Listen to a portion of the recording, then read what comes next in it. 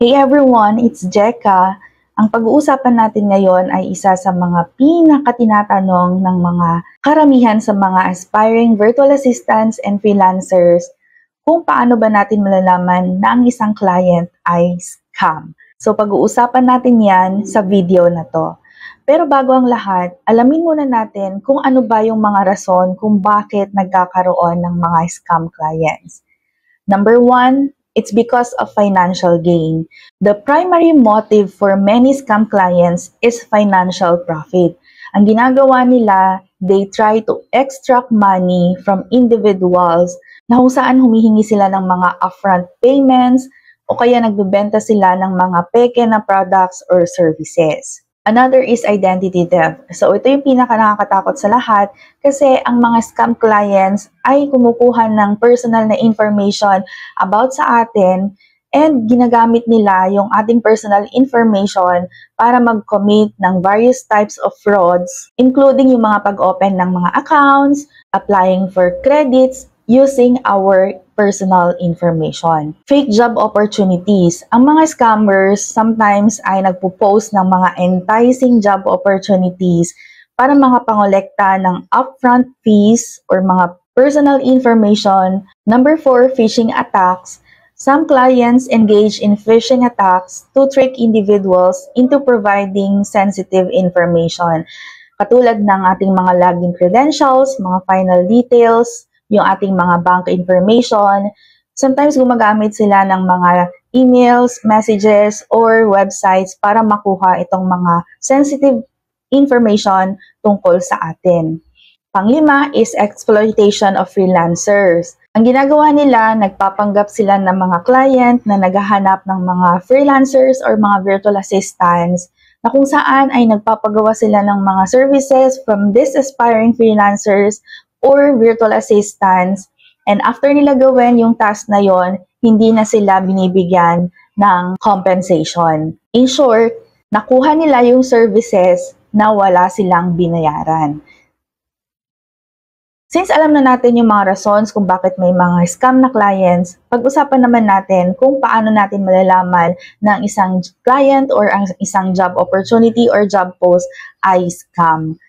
Number 1, they ask for fees. Ang mga legit na employers or mga clients ay hindi nang hihingi ng any fees from their job candidates. Kapag humingi sila ng pera sa inyo bago ang trabaho, ibig sabihin nun, isa silang malaking scam. Kaya nga tayo naghahanap ng mga clients to get paid and not to pay these clients.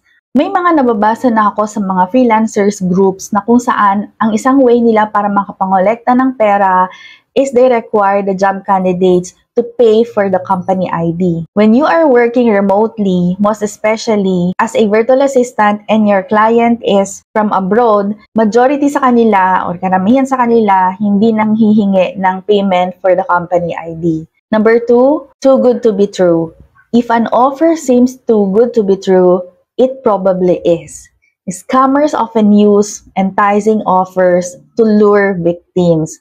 Ang ginagawa nila, nagpo-post sila sa mga freelancing websites ng task na sobrang dali kung iisipin pero malaki ang rate. Well, that's a sign of a scam. Ginagawa nila yon para mas maraming mga freelancers or mga virtual assistants ang mag-apply dito kasi alam nila na madali na yung trabaho, malaki pa yung rate. So kung mas maraming nag-a-apply dito sa job post na to, ibig sabihin nun, mas marami ang nai-scam. Ang isang virtual assistant ay hindi lang pagta-type ng documents ang trabaho. And so nakikita ko sa mga freelancing websites, ang daming mga job posts doon na ang trabaho lang ay ang pagta-type ng documents pero kumikita na sila ng malaki. Kaya pag nakita niyo ang isang job post na sobrang daling gawin pero malaki yung rate, then that is probably a scam. Third, urgency. Ang mga scammers often create a sense of urgency para ma-pressure tayo na gumawa ng mga quick decisions. Kung halimbawa, may potential client ka na gusto niyang gawin mo itong task na to ng mabilisan or biglang nag-set ng deadline kahit hindi pa clear kung hired ka na or wala pang binibigay na contract, then that is a scam. Ang ginagawa nila, pinipressure nila kayo na gawin ito immediately. Number 4, incomplete or vague information. Scammers may provide vague details about themselves or their business. Ang mga legit na clients or businesses, typically, they provide comprehensive information about their projects or about dun sa requirements na hinahanap nila. Kapag wala masyadong information yung job post, sign ito ng red flag. Yung iba namang mga scam clients ay bigla-bigla silang kumukontak sa inyo using WhatsApp. And then may mga pinapagawa sila na task sa inyo kahit hindi pa clear kung ano ba talaga yon. And then sa una, babayaran ka nila. Pero pag tumagal na, ang nangyayari, bago mo makuha yung payment mo, kailangan mo munang magbayad. And once na magbayad ka, ang ending nun, hindi ka na nila re-replyan or minsan binablock ka pa nila. Madalas itong nangyayari sa mga baguhan na freelancers or mga virtual assistants. Kaya please, pag may isang business or client na nag-reach out sa inyo sa WhatsApp at alam naman ninyo sa sarili ninyo na hindi kayo nag-apply, please wag na ninyong i-entertain yan. Number 5, request for personal information. Ang mga legit na clients do not ask for sensitive personal information, lalo na during the early communication process. Kapag halimbawa, hapon mo lang nakausap yung client or ngayong araw mo lang siya nakausap, pero hinihingi na niya yung bank account mo, yung bank details mo, lahat ng about tungkol sa'yo, then that is probably a scam. Ang mga usual lang na hinihingi nila ay ang inyong email address or ang inyong mga pangalan. Pero kapag sila ay naging client na ninyo, that's the time na they will sometimes ask for your bank details para masend nila yung payment sa'yo. But then again, please be careful in providing your bank details kahit pa legit yung client na yon. Number 6, poor grammar or may mga spelling errors. Pag nakita na ninyo ito, isa itong malaking sign na ito ay scam. Ang mga legit na businesses or clients, they typically maintain a professional level of communication. Yung mga ganito na mga job posts na gumagamit ng mga poor grammar or may mga spelling errors, ibig sabihin, mabilisan nilang pinost yan kasi gusto nila mabilisan din na sila ay may scam. Number 7, excessive tasks without clear compensation. If a potential employer or client is asking you to complete a significant amount of work before finalizing the terms of employment or without clear compensation, then you have to be cautious. Ang mga legit na clients, nagbibigay na sila ng information about the job and even yung compensation. Na-experience ko to nung ako ay baguhan na kung saan ay dahil nga gusto ko nang magkaroon ng client, ang ginawa ng client is humingi siya sa akin ng trial task. So, tinatawag nila yun na trial task. So, meron siyang trial task, and then nung nagawa ko na yung task na yon, nagbigay ulit siya ng second trial task. And then third, fourth, nung nakahalata na ako na bakit kaya fourth trial task na, hindi pa rin ako na-hire, that's the time na nalaman ko na ako ay na-scam. So, ang nangyari, nagbigay ako sa kanya ng service ko, nag-render ako sa kanya ng service ko, pero ang ending, hindi ako binayaran.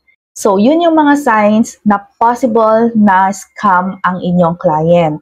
Ngayon, ano yung mga dapat ninyong gawin para maiwasan ninyo na may scam? So, I'll be sharing with you some tips, mga helpful tips para maiwasan ninyo na may scam. Number 1, research about the company.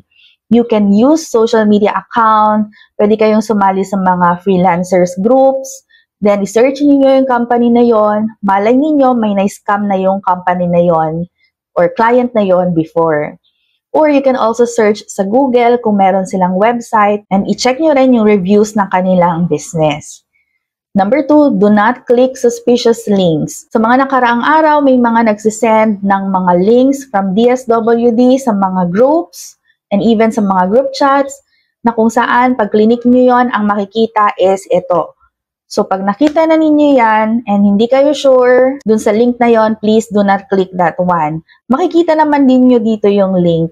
Alam naman natin na ang legit na website ng DSWD ay gumagamit ng .gov.ph. So pag hindi kayo familiar dun sa URL or dun sa link, please do not click that one. Kasi possible na makuha nila yung personal information about you. and hindi natin alam kung saan nila gagamitin yung personal information na yon. Number 3, do not provide your personal information. Again, wag na wag kayong magbibigay ng personal information ninyo, most especially kung hindi pa ninyo kilala yung client or yung business na yon.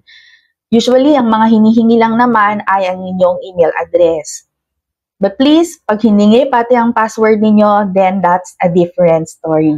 And number 4, trust your instincts. If something feels off or if you're uncomfortable with the situation, trust your instincts. Yung iba nang hihinayang na sayang potential client ko na to, bakit ko pa i-let go? Pero that's wrong. Hindi na baling i-let go mo yung client na yon kung hindi ka naman komportable at nararamdaman mo na may something wrong with this client or business. Mas mahirap kasi na in the end magsisi tayo. Kaya bilang isang virtual assistant, it's also our responsibility na i-protect tayo from these scam clients. Kaya if you find this video helpful, please don't forget to like and comment. And huwag niyo din kalimutan na i-share ito sa inyong mga freelancers or mga VA friends.